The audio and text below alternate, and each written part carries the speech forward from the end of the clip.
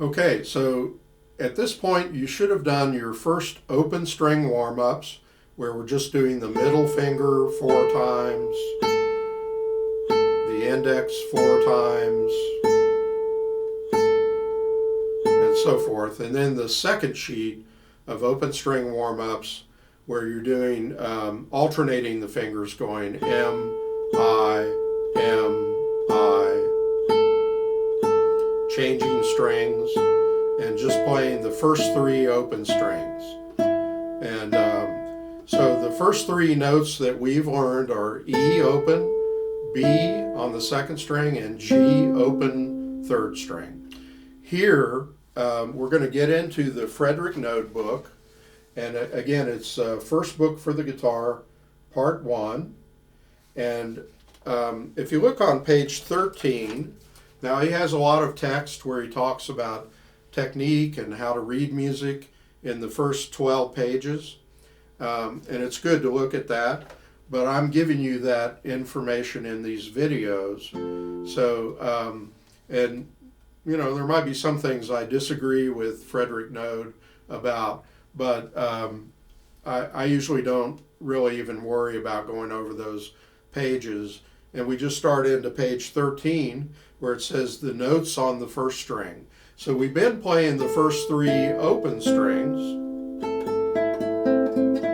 Now we're playing just the 3 notes up to the 3rd fret of the first string, and we're playing E open, which you've already learned.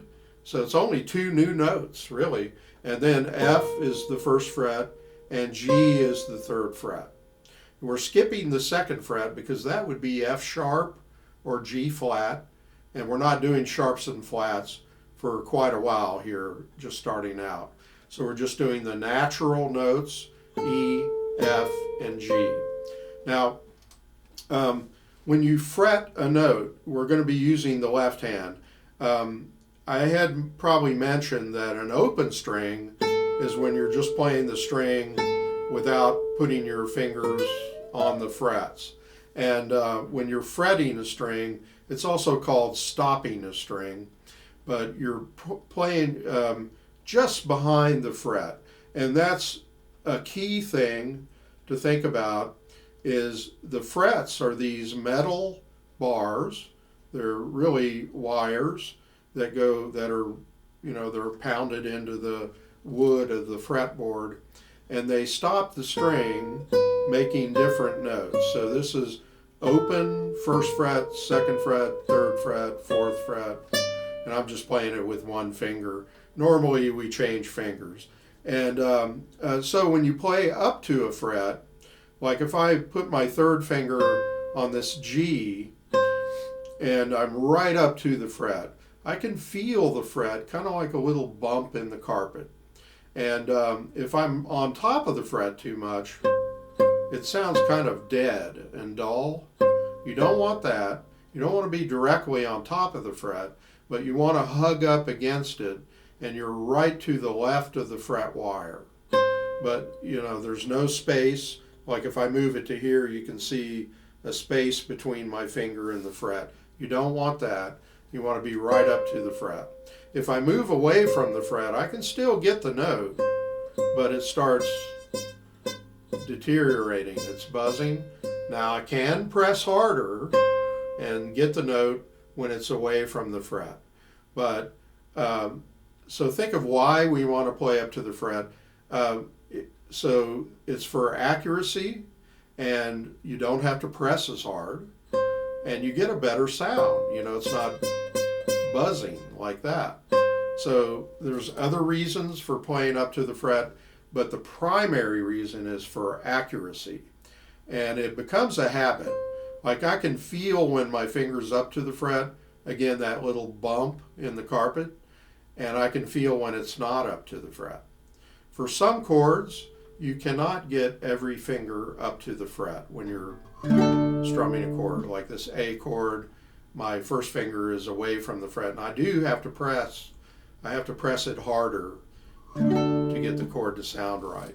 But you can't always play up to the fret, but for single notes, you pretty much can. And you want to make it a habit, and it becomes a habit.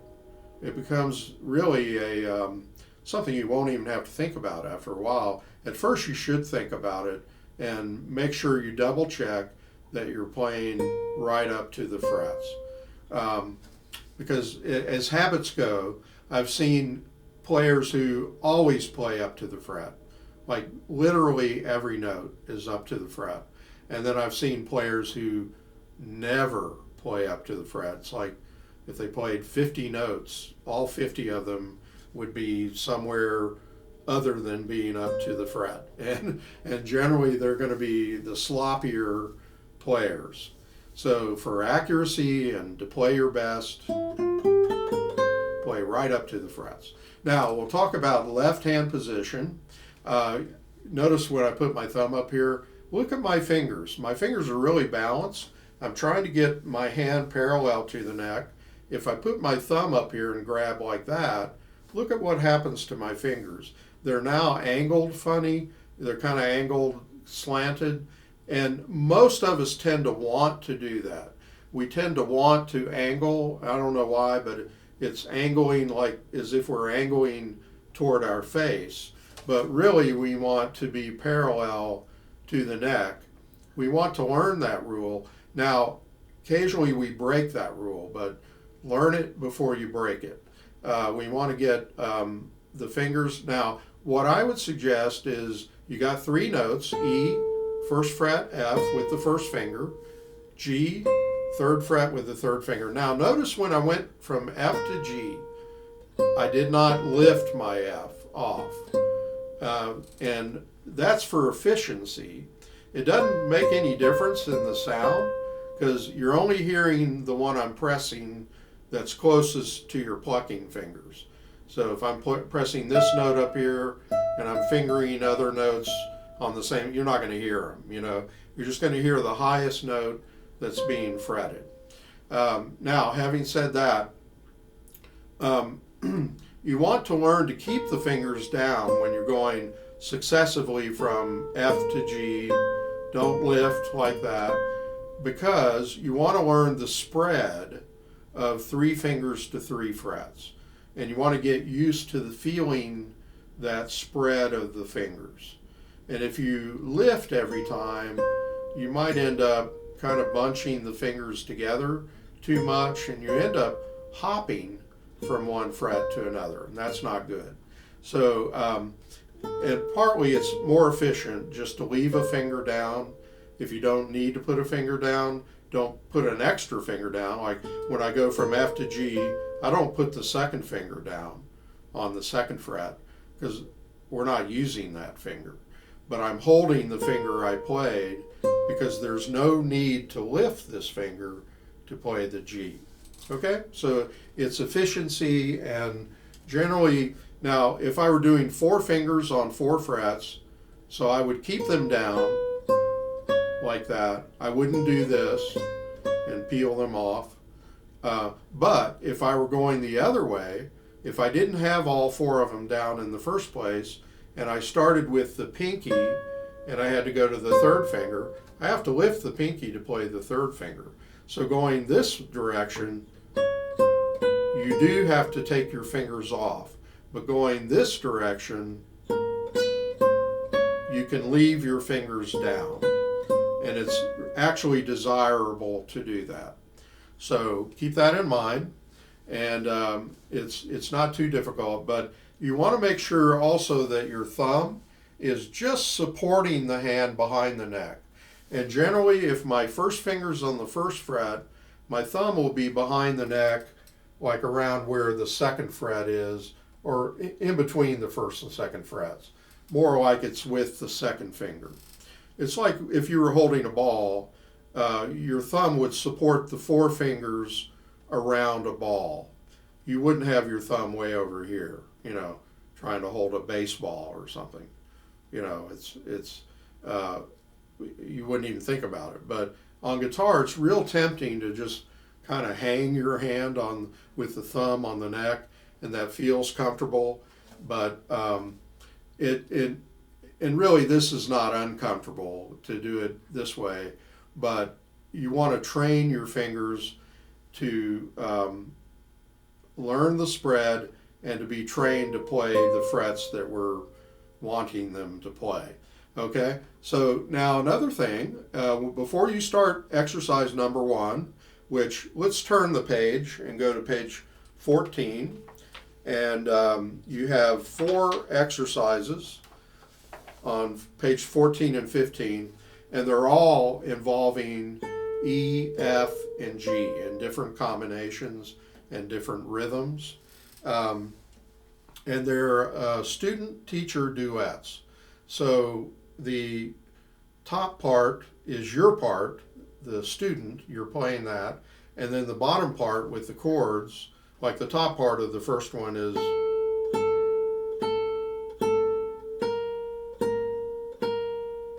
so forth. So in the bottom part, 2, 3, 4, that's the teacher's part. So don't worry about playing that. After you go through the whole book, you could come back and play these parts, and I would recommend doing that. You know, just if you have a friend that's also learning, you could play duets together, you know, with these exercises. But so anyway, we're going to start. What I was going to say is you want to, before you even play one note, even though the first note's an open E, go ahead and prep your first and third fingers on F and G. And then also you might want to lift them off the string. See, I'm off the string, but I'm still, it looks like I'm on the string. You know, probably with the video, it's hard to tell that I'm off the string, but I'm poised and ready.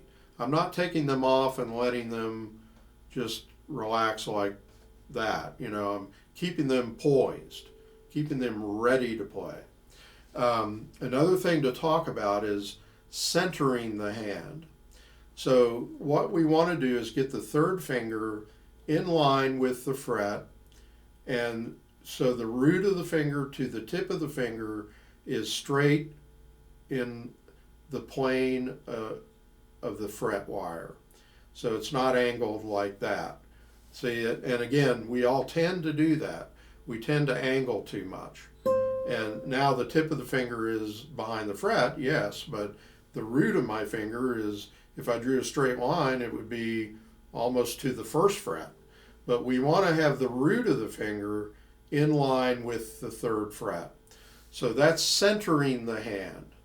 And then the first finger will reach out. Most people do the opposite. They double up the first finger and reach with the other 3 fingers. Here we're getting the third finger comfortable and then reaching to the left with the first finger. And it may feel like your first finger is playing on its side a little bit because it's bowing out. It's arching in a curved arch, and it's a very symmetrical arch all the way from the wrist up to the fingertip. And I may have mentioned this, I'm not sure, but your hand is an arch. So when you spread your 4 fingers, the outside fingers tend to bow in toward each other. It's sort of like flower petals. They're curved in toward each other because, you know, your hand is not a straight edge. Now the guitar is a straight thing. So when you put your fingers down, if I put all 4 of them down, you can see my pinky is bowing this way, and I'm playing on the right side of the fingertip, and then the first finger is bowing out this way, and I'm playing on the left part of the fingertip. Don't try to get them all straight up, because then your fingers will be too close together. It is possible to get them all straight, but they're just, you know, they're like a real tight fist. You know, you don't want tight, you want flexible. And you might even practice, you know, just putting your first finger down and stretching out your hand forward this way and then bringing it back, you know, kind of like opening a fan. You know, here's the fan open, here's the fan closed, and actually my thumb is not even touching the neck, but that's working on flexibility. Because what I've noticed with a lot of beginners, and this is very important to remember, is the biggest problem I see with the left hand is the first finger being too tight.